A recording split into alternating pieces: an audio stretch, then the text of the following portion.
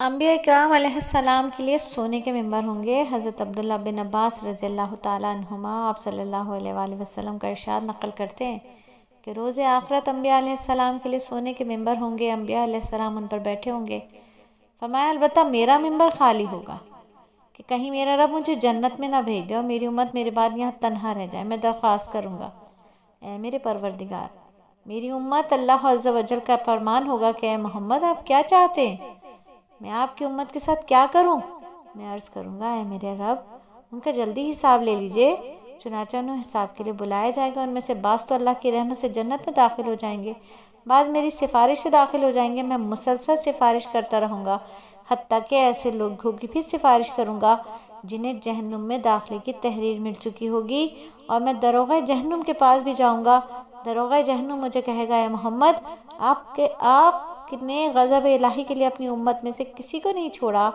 جس روز والدین اپنی اولاد کو، اولاد اپنے والدین کو چھوڑ دیں گے، ہر تعلق اور قربت ساتھ چھوڑ دے گا، اس روز بھی نبی رحمت شافع محشر اپنی ازواج اور اولاد کے لیے نہیں بلکہ ہر امتی کے لیے بے قرار ہوں گے اور اپنے گنہگار امتیوں کے لیے مسلسل بارگاہ الہی میں دست دعا بلند رکھیں گے۔ حضرت انس رضی اللہ تعالیٰ عنہ سے منقول ہے رسول اللہ نے فرمایا میری امت میں سے 70,000 آدمی جنت میں داخل ہوں گے۔ صحابہ رضی اللہ تعالیٰ عنہ مجمعین نے عرض کیا اللہ کے رسول ان میں اضافہ فرما دیجئے۔ آپ نے فرمایا ہر آدمی کے ساتھ 70,000 ہوں گے۔ صحابہ نے عرض کیا یا رسول اللہ اس میں اضافہ فرما دیجئے۔ اس وقت رسول اللہ ریت کے ایک ٹیلے پر تشریف فرما تھے، آپ نے لب بھر ریت اٹھائی۔ صحابہ رضی اللہ تعالیٰ عنہ مجمعین نے عرض کیا یا رسول اللہ اور اضافہ فرما دیجئے۔ آپ نے فرمایا یہ لو، ایک اور، یہ کہہ کر دونوں ہاتھوں میں ریت اٹھائی۔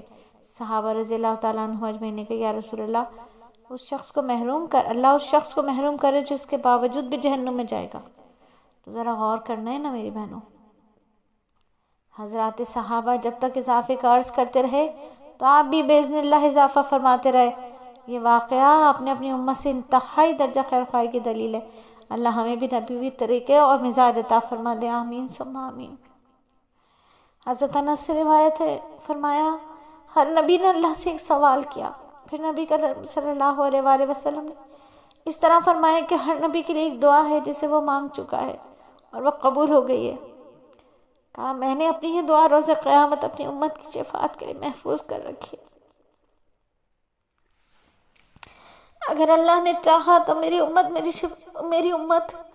شفاعت میری امت کے ہر اس شخص کے لیے ہوگی جو اس حال میں مر گیا کہ اس نے اللہ کے ساتھ کسی کو شریک نہیں ٹھہرایا۔ اس روایت سے معلوم ہوتا ہے کہ نبی صلی اللہ علیہ وآلہ وسلم کو ہم جیسوں سے کیسی محبت تھی، کیسی محبت ہے ہمارے نبی کو ہم سے، اپنی امت پہ کس قدر شفیق ہے۔ اہل طائف نے آپ پر ظلم و ستم کے پہاڑ توڑے، آپ نے ان کو بدعا نہیں دی، تب بھی انہیں دعا دی۔ شہاب ابی طالب میں آپ کا بائیکاٹ کیا گیا، تب بھی آپ نے اپنے خاندان کے لیے دعا نہیں مانگی۔ جب اہل مکہ نے آپ صلی اللہ علیہ وآلہ وسلم اور صحابہ پر ظلم کیا، تب بھی آپ نے اپنے اور صحابہ کے لیے دعا نہیں مانگی۔ جب آپ کی پاکیزہ بیٹیوں کو طلاق دی گئی، ان پر ظلم کیا گیا، تب بھی آپ نے اپنی معصوم مظلوم بیٹیوں کے لیے دعا نہیں مانگی۔ آپ کو شہر مکہ سے نکلنے کے لیے مجبور کر دیا گیا، آپ نے کعبے کی محبت اور قربت کے لیے دعا نہیں مانگی۔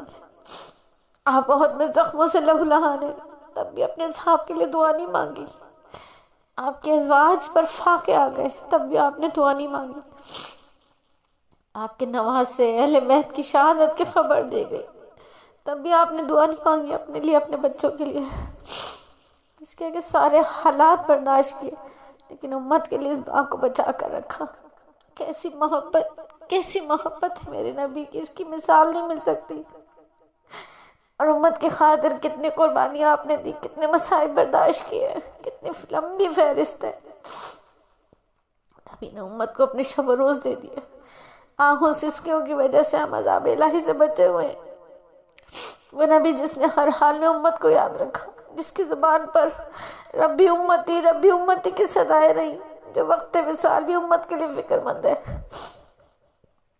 وہ نبی جو محشر میں امت کو یاد رکھیں گے، ازواج مطہرات کو نہیں، بیٹیوں کو نہیں، بلکہ امت کو یاد رکھیں گے۔